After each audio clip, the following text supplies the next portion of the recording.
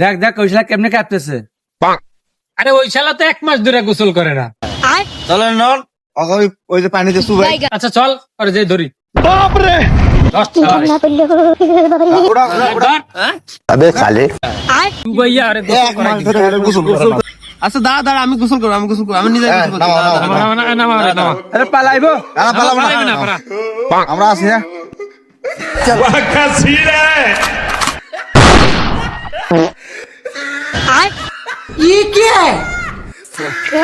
করছে কি রে? এ শালা এ তো জাত কুড়ে রে। কি করছে?